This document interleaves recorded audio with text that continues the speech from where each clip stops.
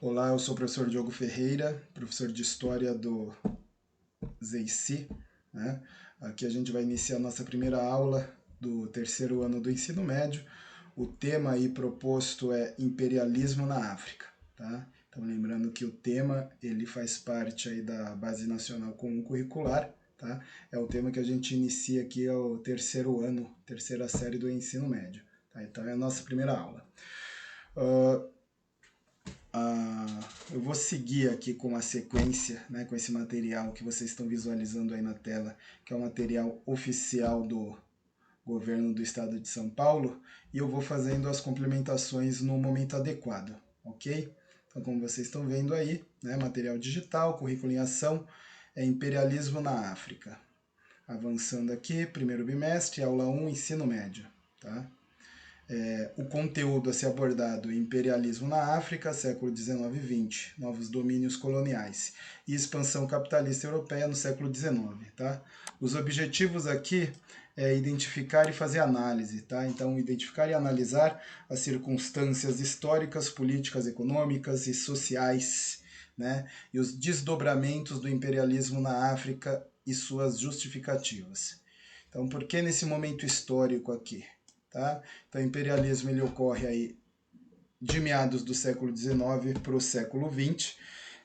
Ocorre em um momento onde a Europa, em comparação às outras nações, já conseguiu um grande avanço tecnológico bélico, ou seja, tecnologia de guerra, né? E isso permite com que a Europa, aí sim, invada e conquiste, né, o continente africano e também uma grande proporção da Ásia, tá? Devido aí à sua superioridade bélica, né? Devido à sua superioridade na tecnologia de guerra, tá? Antes disso, né? Antes desse período histórico, não havia essa dominação, por isso a prática imperialista ela não foi imposta a todo o continente. O que era comum antes era ali a prática de estabelecer postos comerciais no continente africano e na Ásia, né, para que você conseguisse ali materiais de valor para o europeu. Tá? E também, como a gente sabe, a tradicional, né, que virou quase uma tradição europeia, conseguir ali os escravos, né, pro trabalho ali no continente americano, né, com sequestro e negociações ali, aquisição de derrotados em batalhas do continente africano, né, que serviram de mão de obra escrava na América.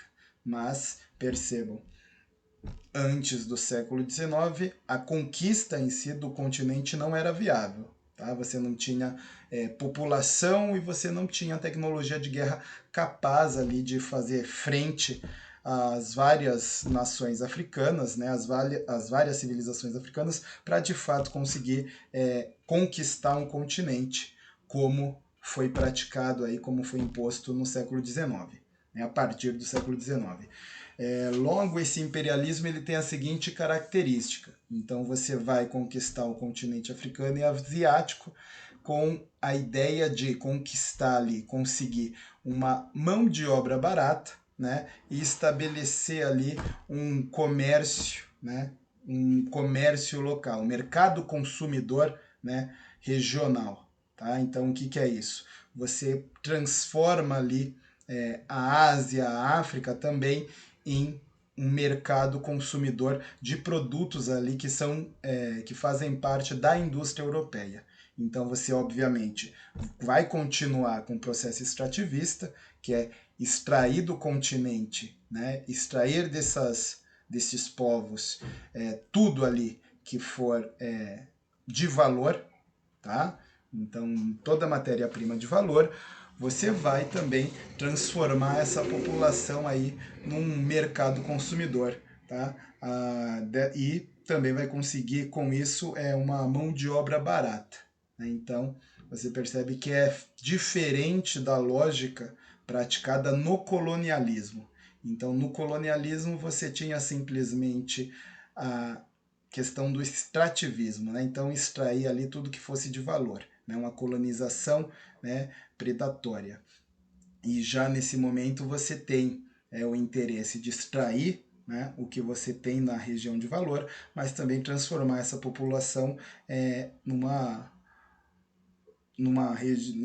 essas populações, melhor, né, em pessoas ali que vão servir de mão de obra barata, né, e vão também servir ali como um novo mercado consumidor.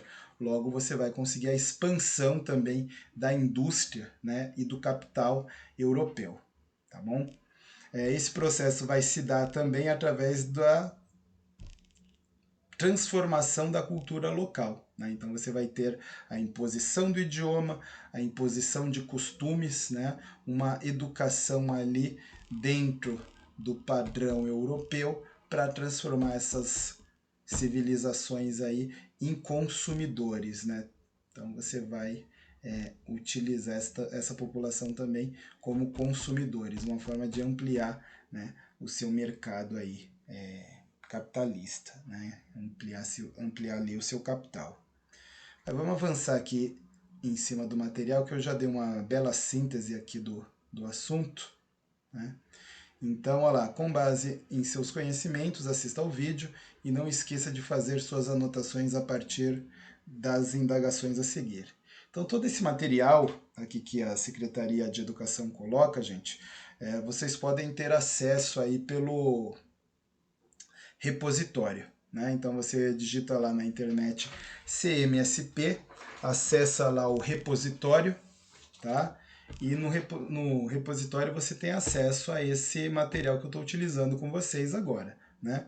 Então nessa aula que a gente vai responder o que é o imperialismo, o que significa civilizar, qual relação você pode estabelecer entre imperialismo e o capitalismo. Vamos ao vídeo. And welcome back to this US Open office plan. Miller just lobbed a message way over Jones's. O imperialismo na África. A ocupação de partes da África era uma realidade desde o século XV. Porém, mais 300 anos se passavam sem que o interior do continente fosse conhecido pelos europeus. As limitações se relacionavam às doenças tropicais e às atividades com transportes. Essa situação começou a mudar na segunda metade do século XIX. À medida que aumentava o conhecimento sobre diferentes territórios, os governos europeus envolviam representantes para negociar com chefes de grupos locais, alguns dos quais vivendo em sociedades sem propriedade privada. Nessas negociações buscava-se mais liberdade para a entrada de homens e máquinas, que supostamente beneficiariam as comunidades. O que ocorreu de diferentes maneiras ao longo do período foi a conquista gradual, já que foram encontradas muitas possibilidades de exploração de riquezas naturais e mão de obra. Diante do acirramento da competição entre as potências europeias, de novembro de 1884 a fevereiro de 1885, foi realizada a chamada Conferência de Berlim, cuja finalidade era estabelecer regras e acordos para a ocupação do continente africano. Representantes dos países europeus participaram da reunião interessados nas conquistas que já aconteciam. O resultado foi uma divisão da África, que não levou em conta as culturas locais nem a autonomia dos diversos povos que ali viviam. Considerados povos inferiores, poderiam ser alvos da ocupação europeia. Práticas semelhantes ocorreram em outros locais. Procuravam-se ocultar essas informações dos meios de comunicação europeus. De qualquer forma, no início do século XX, não era mais possível esconder o que acontecia na África. Houve pressões para que os exageros não ocorressem, mas nada poderia diminuir as terríveis consequências para os povos africanos, em todas as partes do continente. Povos guerreiros africanos ofereceram resistência. Em algumas regiões, a conquista foi bastante difícil, porém os poderosos armamentos europeus derrubaram as forças locais no continente. E isso, países capitalistas europeus aumentaram seu poder e lucro. Os efeitos disso sobre a África são evidentes ainda em nossos dias. O imperialismo na Ásia. Diversas regiões da Ásia passaram ao controle dos países europeus. A Índia, por exemplo, se tornou o território colonial mais importante dos ingleses, apesar de grandes tensões. Uma das reações dos indianos contra os ingleses foi a Guerra dos Cispaios, em 1857. Formando uma milícia, os cispaios promoveram revoltas contra os dominadores. Cispaio era uma palavra que se referia a indianos integrantes do exército da Companhia Britânica das Índias Orientais. A China foi outra região pretendida pelos países europeus. Com governos fortes por séculos, os chineses se recusavam a negociar com o Ocidente. Porém, a pressão inglesa foi intensa, principalmente após a introdução do ópio, um produto produzido na Índia e que começou a viciar a população chinesa. Estrategicamente, os ingleses procuravam ampliar o comércio do produto. O governo chinês proibiu o comércio do ópio, e isso foi usado como pretexto para uma guerra contra a China, a chamada Guerra do Ópio, entre 1839 e 1842. Os chineses foram derrotados e obrigados a ceder ao controle inglês os portos de Hong Kong, Xangai e Nanquim. Houve outros conflitos posteriormente, mas a China foi gradualmente aberta à influência econômica de diversos países que construíram e exploraram estradas de ferro, serviços bancários, minas e entre outros. Outras áreas na região da Ásia também vivenciaram a presença e a exploração do domínio europeu. Dentre elas citamos ainda a Indochina, os países de Laos, Camboja e Vietnã. Essa foi uma região de dominação francesa. A Indonésia, também dominada pelos europeus nesse período, e os holandeses exploraram a região há décadas. Esse foi um pequeno resumo sobre o imperialismo na Ásia e na África. Se você gostou do vídeo, deixa aqui o seu like, claro. Bom, vamos voltar aqui ao material. Então, acho que isso deu uma boa explicação para vocês. Continuando aqui com o material, né? A análise em cima dessa imagem, né? Vamos interpretar essa imagem, vamos analisar essa imagem. Vocês têm aí um gigante africano, basicamente, representando os vários povos da África. E o que vocês têm aqui, né, nessa imagem são bandeiras de vários países, né? Turquia, Itália, Espanha, França, né? Aqui Inglaterra, tá? Então você tem várias bandeiras fincadas no território. Vocês podem ver aqui linhas divisórias, né? Que estão demarcando o limite de cada uma dessas bandeiras. Podem ver aqui, né? Essa linha separando um indivíduo com a bandeira que representaria os povos germânicos, né?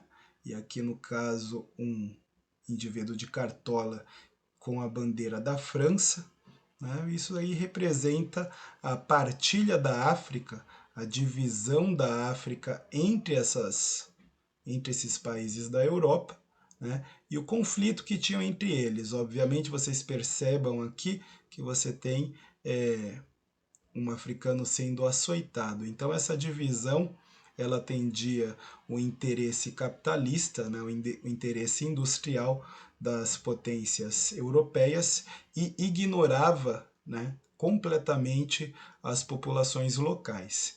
Então isso aí gerou uma série de conflitos étnicos, né, porque você colocava numa mesma fronteira, muitas vezes, povos africanos que tradicionalmente eram inimigos, e você separava muitas vezes, né, uma população em dois territórios distintos. De repente aqui um território pertencente à Alemanha, outro à Inglaterra. Então você separava ali povos que antes eram unificados, né, e você delimita ali uma fronteira arbitrária, né, pelo conquistador. Aí você termina separando uma população que antes era única e gera também novamente uma série de conflitos, né? Então o que é importante ficar claro disso é que essa dominação ela não leva a interesse, né, não leva em consideração as culturas locais, os povos locais, tá? Vamos avançar aqui. Aqui a correção, né, que o material se propõe é justamente vai no sentido do que eu acabei de explicar. Então, eu vou colocar aqui o leitor, tá? Acompanhem. Enquanto um grande homem africano dorme encostado em uma árvore, vários países europeus estão fincando suas bandeiras na África: Inglaterra, Portugal, Bélgica, Turquia, Itália, Alemanha, Espanha e França. Ao iniciar o século XX, só restavam 2 estados independentes, a Etiópia e a Libéria. The Sleeping Sickness, a doença do sono, de Gordon Ross, 1911, Biblioteca do Congresso, Estados Unidos. Bom, aqui vocês vejam, né?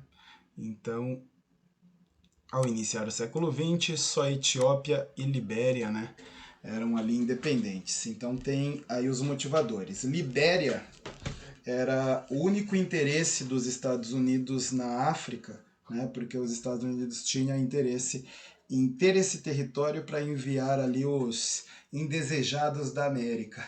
E quem eram os indesejados nos Estados Unidos? Então, era um projeto de banir, né, os negros para que eles fossem habitar a Libéria, né? Então, perceba ali a questão racial, né, nos Estados Unidos. O governo em si ele não considerava o afrodescendente, né, como um americano, de fato, como uma pessoa que contribuiu para a criação dos Estados Unidos. Então a ideia era enviá-los todos para a Libéria. O plano não deu certo, tá? O plano foi um tremendo fracasso.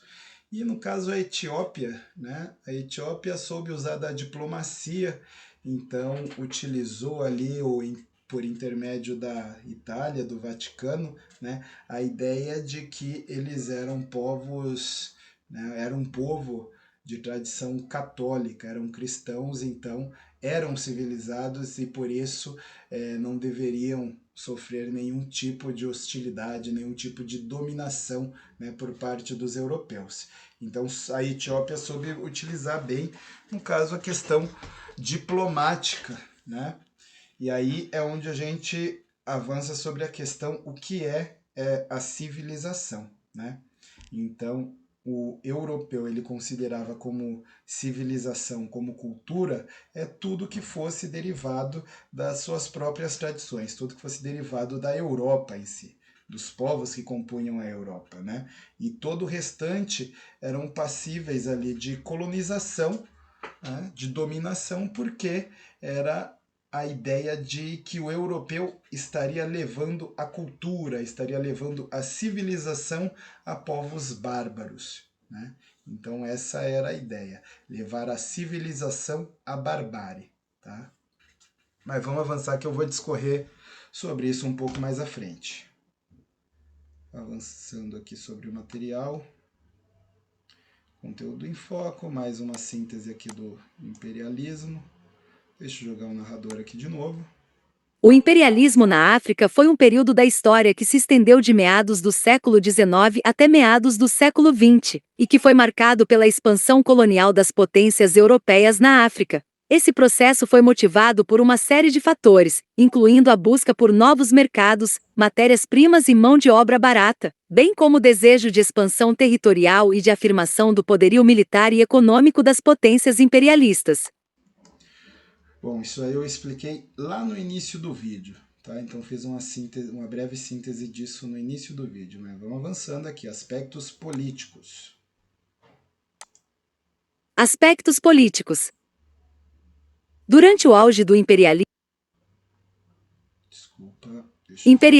potências europeias como Reino Unido, França, Bélgica, Alemanha e Portugal estenderam o seu domínio sobre vastas áreas na África. A Conferência de Berlim, de 1884 a 1885, foi crucial para a divisão do continente africano entre as potências coloniais europeias, muitas vezes ignorando as fronteiras étnicas e culturais existentes. Aspectos econômicos. O imperialismo, em termos econômicos, elaborou a expansão do poder e a influência de uma nação sobre outras, envolvendo o controle de recursos, de mercados e de riquezas. Durante o auge do imperialismo, nos séculos XIX e XX, as potências colonizadoras buscavam principalmente vantagens econômicas em suas conquistas. As potências imperialistas buscavam materiais primários em suas colônias para sustentar suas indústrias em rápido crescimento. Isso incluía minerais, metais preciosos, madeira e produtos agrícolas. Procuravam novos mercados consumidores para seus produtos manufaturados. As colônias eram frequentemente forçadas a comercializar, preferencialmente com a metrópole, fortalecendo a economia da potência colonizadora, o que caracterizava monopólio comercial. Em determinados casos, as potências imperialistas investiram em infraestrutura dentro das colônias, como estradas, ferrovias e portos, para facilitar o escoamento e a proteção de recursos, e o transporte eficiente para os mercados externos. A mão de obra trabalhadora, fosse ela escravizada ou de trabalho forçado, foi amplamente explorada de maneira desumana, contribuindo para maximizar os lucros e reduzir os custos com a produção. Algumas potências imperialistas introduziram tecnologias avançadas em suas colônias, mas frequentemente controlavam o conhecimento estratégico, garantindo que as colônias continuassem dependentes da metrópole. Bom, então vamos lá. Só para a gente não avançar muito aí, né, vamos dar uma pausa para recapitular algumas coisas. Então, quanto a aspectos econômicos, é o que eu disse lá no início. Então, você tem a dominação do continente para transformar esse local em um fornecedor ali de matéria-prima, mas também transformar esse local ali num local onde você vai ter a sua mão de obra barata, né? Além de estabelecer um mercado consumidor, tá certo? Então, obviamente você tinha o trabalho forçado, mas a ideia aí já não era mais aquela escravidão, né? Aquela escravização no modelo colonialista. Ali você já tem a ideia de ter sim uma mão de obra barata, ou seja, você está falando de assalariado, né? Você já não está falando mais da escravidão ali, né? Como uma prática para obtenção de riqueza. E por que você não está falando mais de escravidão nesse contexto? Porque você precisa expandir o capital, né? E se você estabelece escravidão, você não consegue expandir o capital, simplesmente porque escravo não consome, né? Então é melhor você estabelecer ali uma mão de obra barata, ou seja, mal remunerada, mas que através da alteração, né, de uma cultura, de hábitos culturais, você consegue com que essas pessoas se tornem aí um novo mercado consumidor de produtos aí sim industrializados, né, produzidos pela Europa. Percebeu? Então você tem ampliação do capital. Você tem a indústria europeia fornecendo para a Europa e você parte agora para um mercado consumidor, né, africano, para um mercado consumidor asiático. Então você está expandindo o capital, né? Depois a gente vai abordar um pouco mais isso. Vamos ver aqui o que o material vai colocar para vocês como aspectos sociais. Aspectos sociais. Os imperialistas se apropriaram ideologicamente da teoria evolucionista de Darwin, fundamentando o que ficou conhecido como darwinismo social. De acordo com seus proponentes, as raças humanas seriam intrinsecamente desiguais, com algumas consideradas geneticamente superiores, especialmente em termos de inteligência. O darwinismo social manifestou-se assim na forma da antropologia física ou biológica, em especial no século XIX. É importante ressaltar que ocorreu uma interpretação seletiva ou distorcida das teorias de Darwin, já que o próprio Darwin nunca endossou tais argumentos. A teoria evolucionista em relação às sociedades não foi a causa do imperialismo. No entanto, os europeus a utilizaram como justificativa para o seu domínio, o que ficou caracterizado como racismo e etnocentrismo. Um jurista, professor da Universidade de Toulouse, França, em 1912, afirmava: colonizar é relacionar-se com os países novos para tirar benefícios dos recursos de qualquer natureza destes países, aproveitá-los no interesse nacional e, ao mesmo tempo, levar às populações primitivas que delas se encontram privadas as vantagens da cultura intelectual, social, científica, moral, artística, literária, comercial e industrial apanágio das raças superiores. A colonização é, pois, um estabelecimento fundado em país novo por uma raça de civilização avançada, para realizar o duplo fim que acabamos de indicar. Bom, então vamos lá. Falando aí da questão social. Então, quando eu falei lá atrás de alterar, né, culturas, de levar a civilização à barbárie, é justamente isso. Então, o europeu vai precisar de uma justificativa ideológica para praticar essa dominação, né? E essa justificativa ideológica ela vai utilizar de uma distorção do darwinismo, né? Então colocando a teoria de Darwin imposta ali a espécie humana, né? Então, como que isso vai ser praticado? Como eu posso dizer, uma síntese, uma máxima, né, de tudo que Darwin produziu é aquela máxima de que o mais forte sobrevive, né? Quando a gente fala de o mais forte, no contexto aí biológico, a gente fala da espécie que melhor se adapta, né, ao ambiente, ao clima, aos seus predadores para sobreviver. Então, adaptação, melhor adaptado sobrevive. Então, vão pegar ali a teoria do Darwin, né, a teoria das espécies, e vão colocar ela somente sobre a espécie humana, mas com a interpretação de que não existe a espécie humana. Existem espécies, né, de humanos, e no caso haveriam dentro dessas espécies uma escala de humanos superiores e inferiores, né? Então, no caso, você tem aí o darwinismo social. Dentro da teoria evolutiva, dentro da teoria de Darwin, o ser humano é simplesmente uma espécie, né, pertencente ali ao grupo dos primatas, seria um símio, né? Então você tem a espécie humana, unicamente falando, tá? Mas as teorias aí racistas, elas vão pegar a teoria do Darwin, vão distorcer, vão falar, não, existem espécimes, né, humanas. Então você vai dividir ali a espécie humana como se fossem várias espécies e vai estabelecer uma escala, né, de superioridade, onde quem que vai ser a espécie superior, então, já que você está dividindo os seres humanos, né?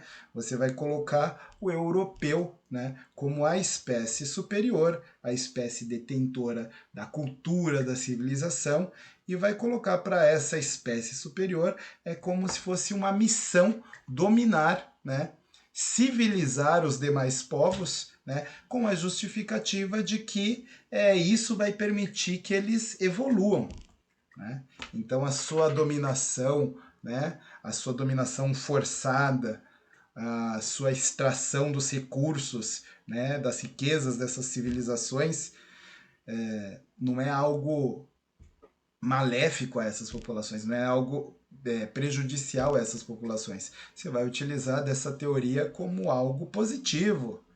Olha, veja bem, não estamos fazendo mal a essas populações, estamos levando a nossa cultura superior para que eles possam evoluir como nós europeus evoluímos, né?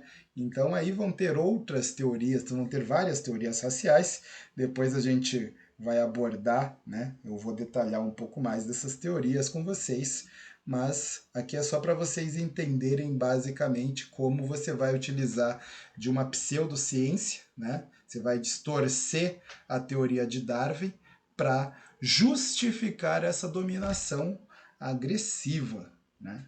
Justificar aí esse roubo do continente africano, tá? Como se fosse algo positivo. Não, veja bem, né? Eu estou dominando essa população, muitas vezes eu estou colocando-a sobre trabalho forçado, extraindo suas riquezas para o bem dessa população, né? Porque estamos tornando os bárbaros civilizados, tá? Então isso daí vai ser a ideia. Mas vamos avançar aqui. Temos uma correção aí do fragmento. Vamos ver o que o material propõe para vocês. O fragmento textual reflete uma concepção hierarquizada das sociedades humanas, na qual as sociedades consideradas no topo seriam aquelas pertencentes a uma raça de civilização avançada, presumivelmente como sociedades europeias na visão do autor. As sociedades inferiores seriam as primitivas dos países colonizados, que seriam vistas como beneficiárias do suposto avanço cultural, científico e moral das raças superiores. Hoje, as críticas a essa hierarquização são abundantes e abordam diversas questões, tais como etnocentrismo, racismo, violação dos direitos humanos, exploração econômica, etc. As críticas contemporâneas buscam desconstruir as narrativas imperialistas que justificavam a colonização com base em supostas hierarquias culturais, promovendo uma compreensão mais equitativa e inclusiva da história global. Bom, então o que eu preciso acrescentar aqui, né? Quando a gente tem aí, ó, o que aprendemos hoje. Identificamos e analisamos as circunstâncias históricas, políticas, econômicas e sociais e os desdobramentos do imperialismo afroasiático e suas justificativas, né? A gente precisa voltar aqui no conceito de superior e inferior, né? Então, quando você tem aqui um texto falando sobre cultura superior, cultura inferior, né? É um texto pautado pelo racismo. O que falta aí nesse material é uma discussão um pouco aprofundada sobre essa questão. Então não existe cultura superior ou inferior, né? Então toda cultura ela se desenvolve, né? Toda civilização ela se desenvolve de acordo com o seu momento histórico, de acordo com a sua interação, né, com outras culturas, né, de acordo com as suas necessidades de época, com as suas necessidades específicas. Tá? Então, não existe o superior ou o inferior em matéria de cultura. Tá? Cultura é cultura, elas são diferentes. Nunca, né, pode se hierarquizar colocando uma como superior e outra como inferior. Vamos pegar, por exemplo, a nossa civilização capitalista urbana, né, em comparação a povos, né, as civilizações que vivem, por exemplo, numa região de floresta. Vamos pegar aqui como exemplo uma tribo, né, no interior da floresta amazônica. Né? São civilizações, são culturas diferentes. Né? O desenvolvimento, de repente, a nossa tecnologia de transportes, a nossa tecnologia de comunicação, né, é algo que não necessariamente pode ser considerado superior às tecnologias desenvolvidas por uma tribo dentro da selva amazônica. Né? O que seria superior? Né? Você vai falar, nós temos aqui, de repente, automóveis extremamente potentes. Eles não têm. Então, eles têm uma tecnologia inferior. Percebe como não faz sentido, não tem nexo nenhum essa comparação? Se você tem uma civilização que está se desenvolvendo dentro de uma selva, né, e você tem ali muitos rios, obviamente que não vai fazer nenhum sentido você colocar uma tecnologia de transporte, sei lá, de 300 cavalos, pegar o nosso carro mais potente para fazer uma discriminação desse porte. Somos superiores porque temos aí tecnologia com automóveis de 300 cavalos. Né? Cara, não tem nexo nenhum. Né? São contextos diferentes, necessidades completamente diferentes. O que a gente tem não é superior, não é melhor, é simplesmente diferente de acordo com nossas necessidades aqui. Né? Se você pega hoje a civilização capitalista, ela está tentando encontrar meios para interagir com o ambiente de uma forma onde você tenha uma simbiose, uma interação mais orgânica, uma interação mais sustentável, né, para que a gente simplesmente não tenha aí o colapso da civilização, coisa que a civilização indígena consegue muito melhor do que a nossa. Né? Interage com o ambiente de uma forma muito mais orgânica, né? Tem uma simbiose muito maior do que a nossa. Então percebam que se você for colocar essa questão da ecologia como algo superior, como algo de superioridade, eles seriam muito superiores à nossa civilização. Percebe? Nós produzimos o que? Poluição, lixo e, consequentemente, uma série de doenças partindo, sei lá, de estresse, né? Altos índices de câncer, né? Obesidades mórbidas, algo que você não encontra nessas outras civilizações. Né? Então percebam, não existe cultura superior ou inferior, são culturas diferentes. Né?